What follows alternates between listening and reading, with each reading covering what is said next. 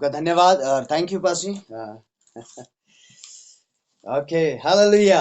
सो हम विषय में जा रहे हैं, ठीक है, कंटिन्यू हम चलेंगे उसमें, राइट। सो अभी देखिए, चलिए निकालिए यहेज के लिए 28 अध्याय निकालिए।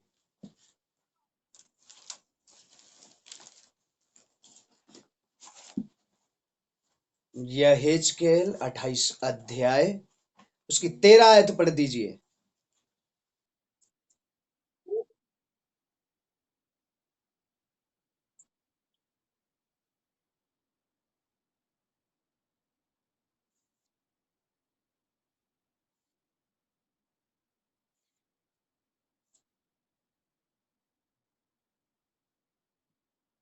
ओके, बस बस बेटा, बस बस।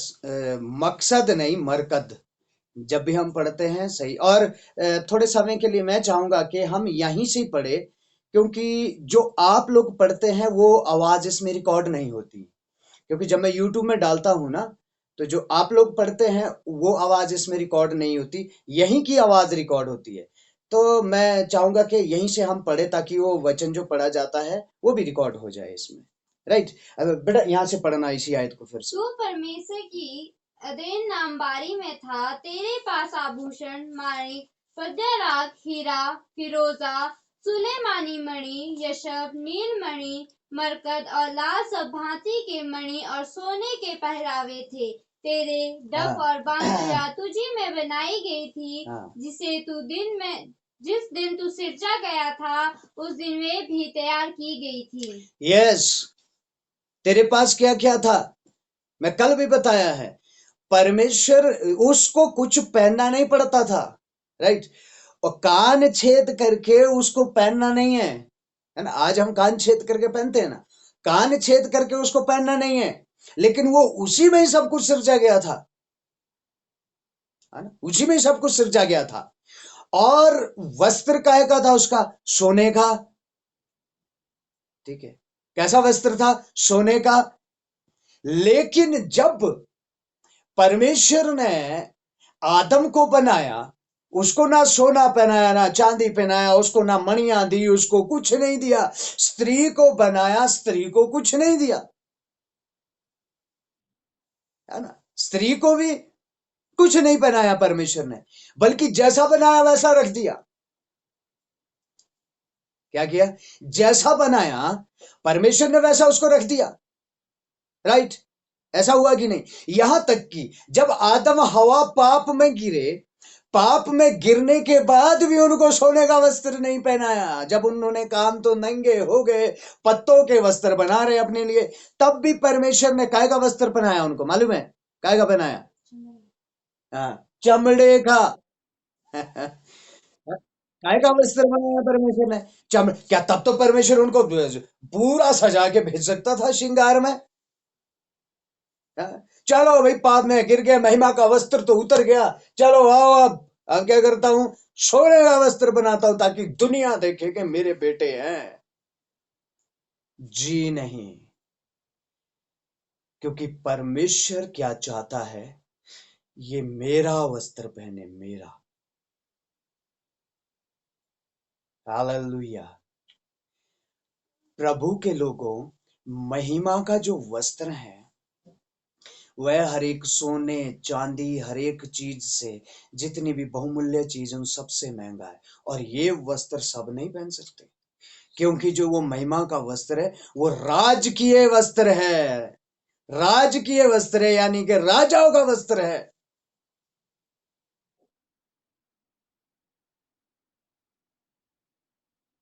नहीं देगा, नहीं देगा, चलिए।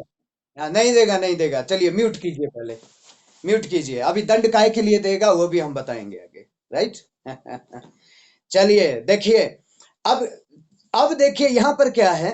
ये सारी चीजों को पहनता क्या था? कौन था? लूसीफर। लूसीफर को पहनाया था ना परमेश्वर ने, है ना। किसको पहनाया था? लूसीफर को पहनाया था, ठीक है। हम टीवी अब सब देखते हैं, अब टीवी से भी बल्कि जमाना अब दूर चला गया, अब मोबाइल देखते हैं ज्यादा, ठीक है।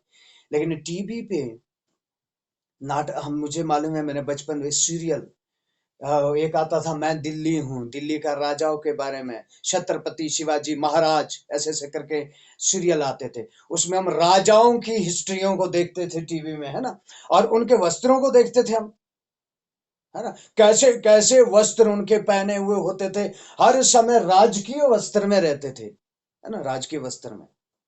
अब उस समय के हिसाब से यदि हम सोचे, मान लीजिए अब राजा बोले चलो बाहर मैं भी कैसे पहनता हूं, जैसे जनता पहनती है, एक धोती सी डाल दूंगा मैं, ठीक है।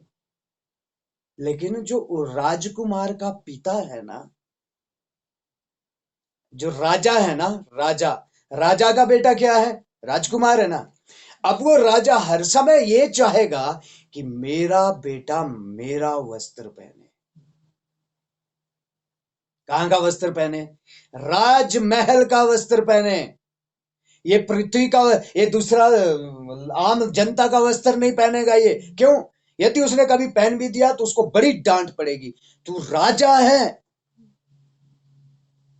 क्या है तू, राजा है तू। हालेलुया। इसीलिए देखो, आज भी शैतान पकड़ना किसको चाहता है, जिसको उसने सबसे शुरू में पकड़ा था। ठीक है, उसको पता है कि मेरा हथियार कौन सा है। इसीलिए इल्यूमिनाटी एक संस्था चली है, ताकि मैं उसमें क्या करूं, लेडीज फर्स्ट। यदि जो लोग न्यूज देखते या खबर रखते इधर उधर की, तो लेडीज फर्स्ट से बहुत जगह बहुत सारे नुकसान हुए हैं, राइट।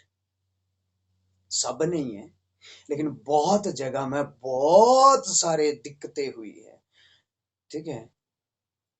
हालेलुया।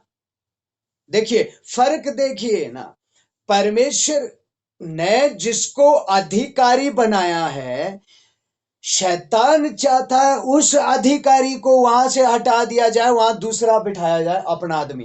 किसका आदमी बिठाया जाए, अपना आदमी। जब कई बार जब कांग्रेस सरकार हारती है, बीजेपी सरकार आती है, तो वो मेन मेन जगहों में अपने आदमियों को बिठाना चाहते हैं, क्योंकि उनका काम करना इजी हो जाता है, क्योंकि वो जैसा बोलेंगे वैसा वो आगे काम करेंगे, राइट। अपनी पार्टी का बंदा वहां होना चाहिए, अपनी पार्टी का आदमी वहां पर बैठना चाहिए, ऐसा होता है ना। शैतान भी क्या चाहता है कि ऐसा कोई आदमी बैठे हैं जिसको मैं बड़ी आसानी से क्या कर सकूं, मैं पकड़ सकूं। लेकिन अब देखिए, इसीलिए प्रभु के लोग, मैं चाहूंगा पहला पत्रस 3 की 3 आयत भी पढ़े। पहला पत्रस 3 की 3।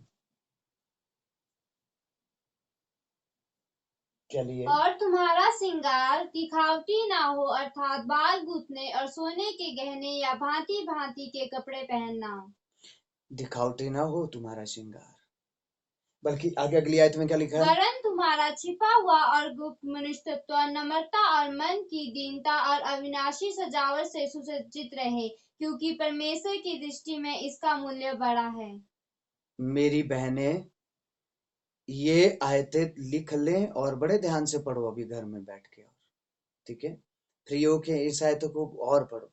तुम्हारा श्रृंगार दिखावटी ना हो, बाल गूंथना, और क्या है, सोने के गहने सोने के गहने या भांति भांति के कपड़े पहनना। भांति भांति के कपड़े पहनने। 1 महीने से ज्यादा तो हम सूट नहीं पहनते, दूसरे महीने नया चाहिए हमें, हाँ, ठीक है। और वरन तुम्हारा छिपा हुआ और गुप्त मनुष्यत्व हाँ, नम्रता और तुम्हारा छुपा हुआ गुप्त मनुष्यत्व जो कि संसार नहीं देख सकता, तुम्हारे कपड़े, तुम्हारा श्रृंगार, तुम्हारा सोना चांदी पहनना, ये सब कौन देखता है, संसार देखता है।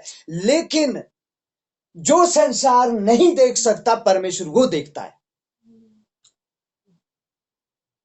पिछले दिनों में मती रची सुसमाचार से सुन रहे थे ना, कि हे पर जब हमने तोड़ों का दृष्टांत पढ़ा, कि हे तू जहां नहीं बोता वहां काटता है। मुझे पता था तू जहां नहीं बोता है वहां काटता है। जो कोई देख नहीं सकता वो परमेश्वर देखता है, जो सब देख सकते वो परमेश्वर नहीं देखता। हालेलुया। समझ आ रहा है ना, परमेश्वर जो कोई देख नहीं सकता वो परमेश्वर देखता है। जब वह उस पेड़ के पास गया ना, अंजीर के पेड़ के पास, यीशु को भूख लगी है, उसमें फल ही नहीं है। और यीशु गया काय के लिए? मुझे भूख लगी है, मैं फल खाऊंगा, मुझे बहुत भूख लगी है, क्या करूंगा मैं? फल खाऊंगा। अंजीर के पास गया तो फल ही नहीं है, और यीशु ने क्या दिया उसको? श्राप। पेड़ क्या हो गया? सूख गया। लेकिन वहीं अगले वचन में क्या लिखा है? फल का तो समय ही नहीं था। तो फिर यीशु कैसे फल लेने चला गया वहां? क्योंकि उत्पत्ति में जब हम पढ़ते हैं तो उसके लिए ऋतुएं दी है, हर एक चीज के लिए। इस ऋतु में फल आएगा, इस ऋतु में फल नहीं होगा, इस ऋतु में पत्ते आएंगे, इस ऋतु में फूल आएंगे। वही तो ऋतु देने वाला है, उसी ने तो आज्ञा दी है, अंजीर को भी आज्ञा दी है, तू सर्दी में फल नहीं ला सकता, तेरा समय है फल लाने का। लेकिन वही बनाने वाला परमेश्वर अंजीर के पास जाता है, क्या बोलता है? मुझे फल चाहिए क्योंकि भूख लगी है। उसमें क्या नहीं है? उसने श्राप दे दिया, तुझ में फल नहीं है, सूख जा। वो उदाहरण दे रहा था प्रभु के लोगों, यीशु मसीह। क्या दे रहा था? ठीक है, इसीलिए पौलुस कहता समय असमय हर समय तैयार रहो। परमेश्वर सीजन नहीं देखेगा, परमेश्वर को हर समय फल चाहिए, कभी भी आ सकता है वो। हाँ, ऐसे नहीं, कोई बात नहीं, सर्दी सी काट लो, गर्मी में देखेंगे फल, फिर लाएंगे प्रभु के फल। कोई नहीं, अगले महीने ले आएंगे फल। तो यीशु आएगा, बोलेगा हे पेड़ सूख जा और नरक की आग में जा। बल्कि तुम्हारा गुप्त मनुष्यत्व, नम्रता और मन की दीनता। देखिए, बड़े ध्यान से सुनो, परमेश्वर बहनों क्या देखता है? नम्रता और मन की दीनता, अविनाशी सजावट से सुसज्जित रहो। अविनाशी सजावट से सुसज्जित रहो।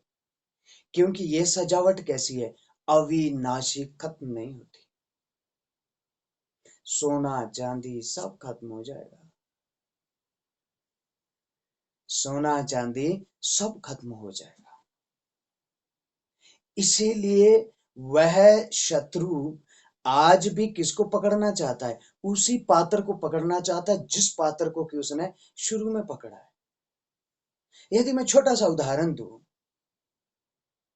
यदि 1 महीने, अभी आज ये शादी आ गई, 4 महीने दूसरी शादी आ गई, उसके 4 महीने बाद तीसरी शादी आ गई, तो बहनों को हर शादी के लिए नया सूट चाहिए, है ना? जो मर्द है वो तो कई सालों की शादियों के लिए एक ही सूट चल पड़ता है ना? चलता है कि नहीं? क्यों चाहिए? मेरी बेइज्जती होएगी कि पिछली शादी में भी यही पहना था, इस शादी में भी यही पहना हुआ है, अगली शादी में भी वही पहना हुआ है, मेरी तो बड़ी बेइज्जती हो जाएगी।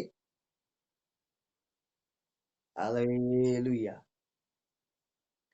पता है, पिछली वहां शादी में गए थे, उसने इतने इतने कान में झुमके लगाए थे सोने के। अब देखो दूसरी शादी, अब मेरे पास तो थोड़ा और बड़े झुमके होने चाहिए, है ना? और हैरानी की बात भी देखो आप, जो श्रृंगार लूसीफर का था वही श्रृंगार स्त्रियां करती है। और तो नहीं करता ना कोई, वही श्रृंगार किसको चाहिए? स्त्री। अब मैं फिर कहता हूं, फिर भी परमेश्वर कहता है पहनो, सिर्फ दिखाने के लिए नहीं, हल्का सा पहन लो। शरीर की अभिलाषा, आंखों की अभिलाषा। याद है ये सीख अभी कुछ दिन पहले सीख के गए हम, सीखे गए कि नहीं? याद है ना? अभिलाषा नहीं आनी है। शरीर तो क्या नहीं बोलेगा, मेरी बेइज्जती हो रही है, देखो वही पैंट पहनी हुई आज तक। शरीर को बोलना, तू अपनी अभिलाषा को बंद करी है यीशु के नाम से। आंखों की अभिलाषा देखो, उसका श्रृंगार कितना, आहा। यदि बुरा ना माने तो बहनें जब भी इकट्ठी होगी शादी ब्याह में, और शादी ब्याह से मतलब नहीं होता, वो एक दूसरे के सूट और पहरावा देखती है, उसका कितना अच्छा लग रहा है, उसका कितना, क्योंकि आंखों की अभिलाषा। याद रखे, फिर सुनिए, उत्पत्ति में क्या हुआ? जब स्त्री ने देखा, सबसे पहले स्त्री ने क्या किया? देखा और आंखों में इतनी अभिलाषा आ गई, वो फल देखते ही बोलती है बड़ा स्वादिष्ट लग रहा है। हम्म, मन भाव लग रहा है, बुद्धि देने के योग्य लग रहा है। हालेलुया। समझ आ रहा है ना? हालेलुया, समझ आ रहा है? इसीलिए समझो और प्रार्थना करो। अगला जो हम विषय लेंगे, अभी ये कई दिन चलेगा, अभी तो चलेगा ये लंबा। इसके बाद हम इल्यूमिनाटी सीखेंगे। इल्यूमिनाटी है क्या चीज? राइट। सो इसीलिए प्रभु के लोगों, परमेश्वर ने आदम को बनाया और स्त्री को बनाया। बनाया काय के लिए? मुझसे तू क्या युद्ध लड़ेगा, लेकिन मेरे स्वरूप में एक को मैं बना रहा हूं, तू इससे जरा लड़के दिखा। अब जब उन्होंने फल खाया ना, फल खा के कहां से निकल गए बाहर? अदन की वाटिका से बाहर निकाले। अब बारी आती है श्राप की। श्राप मिले ना उनको, लेकिन मैं सब श्रापों पे नहीं, एक श्राप में मैं आपका ध्यान ले जाना चाहता हूं। यहां से शुरू होता है आत्मिक युद्ध। इसकी 3 अध्याय, उत्पत्ति 3 अध्याय, उसकी 15 आयत पढ़ दीजिए। उत्पत्ति 3 अध्याय 15 आयत। और मैं तेरे और इस स्त्री के बीच में और तेरे वंश और इसके वंश के बीच में बैर उत्पन्न करूंगा। वह तेरे सिर को कुचल डालेगा और तू उसकी एड़ी को डसेगा। अब ये किसके लिए श्राप दिया जा रहा है? सांप के लिए। क्या बोला जा रहा है? ये स्त्री का जो वंश है ना, तने इसी को बहकाया ना। अब जो इस स्त्री का जो वंश है ना, जो आगे बढ़ेगा, वो तेरे सिर को कुचलेगा। जब तेरा मौका लगेगा तो तू एड़ी डसेगा। अब ये कौन से सांप को कुचलने के बारे में कहा गया? कंडाघाट कलीसिया ना बोले, मैंने सिखाया है आपको।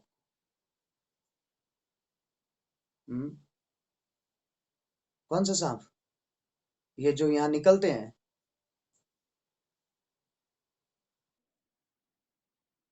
हाँ, चलिए। राइट। Okay, thank you. देखिए, ये वाले सांप की बात नहीं हो रही है जो यहां से निकलते हैं हमारे गर्मियों में। इस सांप की बात नहीं हो रही है। ये कौन से सांप की बात हो रही है? वो पुराना सांप लूसीफर, शैतान, इब्लिस। क्या श्राप दे दिया गया यहां पर? ये स्त्री जो है ना, जिनको तैने बहकाया है ना, जो इसी की आगे औलाद होने वाली है ना, संतान होने वाली है, उसी से तेरे को कुचलवाऊंगा मैं। यहां से क्या शुरू हो गया? फाइट। अभी शैतान ने क्या सोचा? मैंने फल खिला दिया ना, परमेश्वर के आगे को इन्होंने तोड़ दिया, मेरा काम फिनिश। मतलब कि जो ये पुतला बनाया था ये भी मैंने खत्म कर दिया। लेकिन वो ये नहीं जानता था कि अभी भी परमेश्वर का प्लान है। ठीक है। अब परमेश्वर ने क्या कहा? तू भी बड़ा डसेगा इनको। हाँ, तू भी बड़ा डसेगा, लेकिन एक दिन ये तुझे क्या करेंगे? कुचलेंगे। सो प्रभु के लोगों, इसीलिए तो जो जो इस्राएल की प्रजा है ना, बार बार गिरती थी, बार बार उनके ऊपर अटैक होते थे, बार बार उनको गुलामी में ले जाया जाता था। कारण क्या था? क्योंकि शैतान को पता चल गया था, यदि ये इस्राएली लोग जय पाएंगे, यदि ये इस्राएली लोग ऐसे चलते जाएंगे, तो परमेश्वर ने कह दिया ये कुचलेंगे मुझे।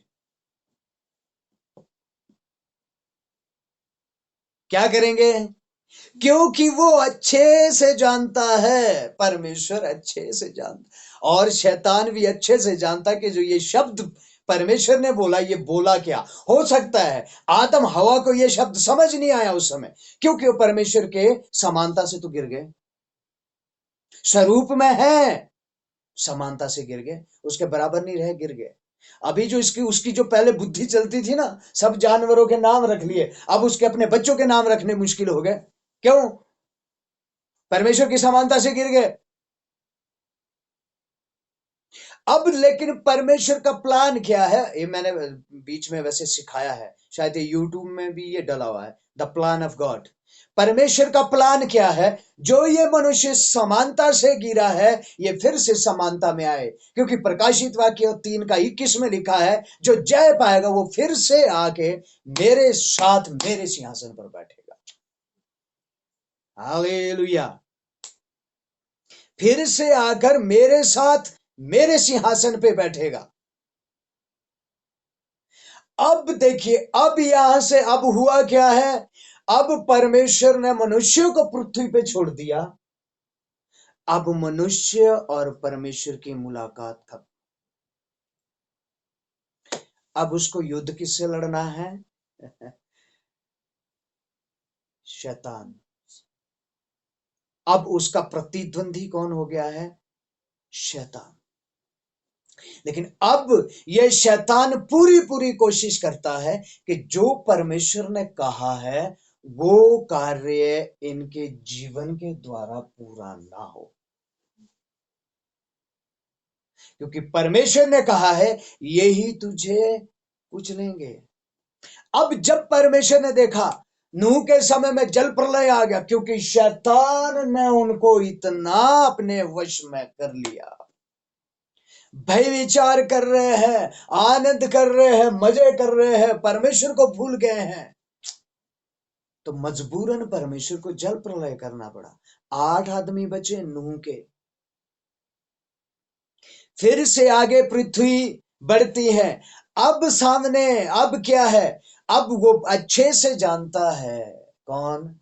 शैतान, इब्लिस अच्छे से जानता है कि जो परमेश्वर ने कहा है वो होगा तो जरूर, इसीलिए इनको रोका जाए कि ये मुझे ना कुचले। हालेलुया। अब क्या होता है? यीशु आ गया। कौन आ गया? यीशु। और यीशु मसीह ने सेवकाई को शुरू करने के लिए 30 साल तो वैसे ही गुजार दिए काम में। अब जब सेवकाई का समय आया, उसने बपतिस्मा लिया। कितने दिनों के लिए बैठा उपवास में? 40 दिन। कितने दिन बैठा है? 40 दिन।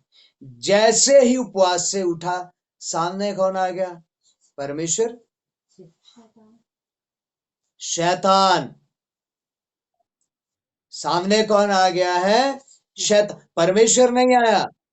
परमेश्वर नहीं आया। कौन आया? शैतान आ गया है सामने।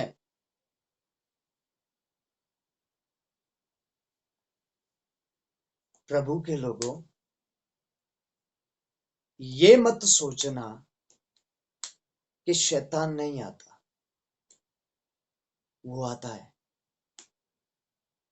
लेकिन फर्क इतना है, जब यीशु आपके अंदर है ना, वो आपके अंदर नहीं आ सकता।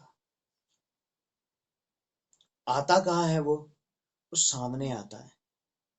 और बोलता क्या है? यीशु को क्या बोला? दंडवत कर मेरे सामने। पैसे की कमी है ना तेरे पास? 30 साल तने क्या किया? दिहाड़ी तो की अपने बाप के साथ, लिखा ना बाइबल में। 30 साल उसने क्या किया? अपने पिता के साथ क्या किया? दिहाड़ी की है। और उस समय आज के जैसे काम नहीं होते थे, इधर कंस्ट्रक्शन हो रही है, उधर कंस्ट्रक्शन हो रही है, बिल्डिंगें बन रही है, चलो भाई मिस्त्रियों की कमी है, बुलाओ, कोई इधर से आ रहे उधर से आ रहे, लगे हुए हैं का। ऐसा नहीं होता था। बल्कि कैसा होता था उस समय?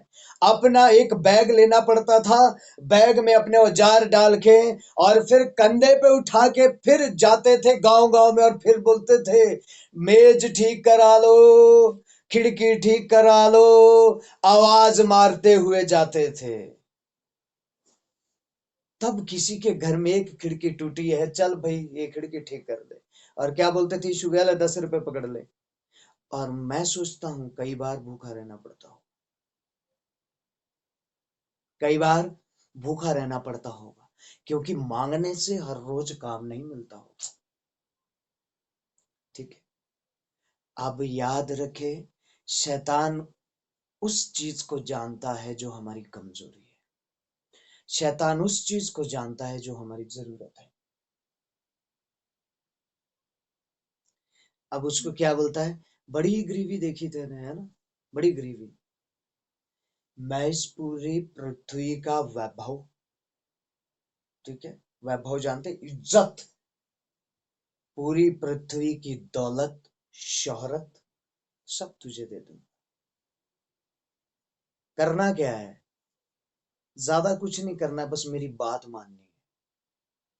जैसे हवा ने मेरी बात मानी थी, वैसे ही तुझे भी मेरी बात माननी है, बस। और फिर देखिए, शैतान बात कैसे करता है, हवा में बात नहीं करता, शैतान वचन से बात करता है। क्या लेके आता है, एक भी बात वहां देख लो, मत्ती रचित सुसमाचार 4 अध्याय में, जब यीशु मसीह की और शैतान की बात होती है, एक भी बात उसने वचन से बाहर नहीं कही। सिर्फ एक ही बात कही उसने कि मुझे दंडवत कर सब कुछ दूंगा। बाकी सारी बातें कहां से की, वचन में लिखा है तू तो पत्थरों को रोटी बना सकता है। वचन में लिखा है तू छलांग मारेगा, स्वर्गदूत तुझे हाथों हाथ उठा लेंगे। ये सब कहां पे लिखा है, वचन में लिखा है। इसीलिए हम क्या बोलते हैं, क्या जरूरत है बाइबल पढ़ने की, कोई जरूरत नहीं है, छोड़ो बाइबल पढ़ना, क्या जरूरत है, बाइबल की आवश्यकता नहीं है पढ़ने। आप, परमेश्वर जानता है, परमेश्वर तो यहाँ रहता है। अरे भाई, परमेश्वर तो जानता है, लेकिन ये को डसने के लिए भी तो बैठा है। पौलुस कहता है फाड़ खाने के लिए बैठा हुआ है। वो अच्छे से जानता है आप बाइबल नहीं पढ़ते, इसलिए आपको वचन का कोई पता नहीं है। बहका दो आपको वचन के द्वारा। वो जानता है आपको वचन का पता ही नहीं है, क्यों, आप बाइबल नहीं पढ़ते। कहा क्या लिखा है आपको कुछ पता नहीं है। किसी ने बोला कोई नहीं, 3 शादियां भी चलती है, हाँ चलती है, क्योंकि कहा है, अब्राहम ने तो रखेल भी रखी थी, उसके उसकी पत्नी भी थी सारा, उसके बाद एक और पत्नी कतूरा भी थी, देखा है कि नहीं है। परमेश्वर नाराज हुआ नहीं हुआ, करो तुम भी। लेकिन तिमुथियुस में भी लिखा है कि पत्नी का पति हो, क्योंकि पढ़ा नहीं है ना, है ना? क्या नहीं पढ़ी है, वचन नहीं पढ़ा है। युद्ध के लिए चले हुए हैं, ना तो शरीर में ताकत, ना तो हाथ में हथियार, और बोलते क्या है, इधर आ शैतान।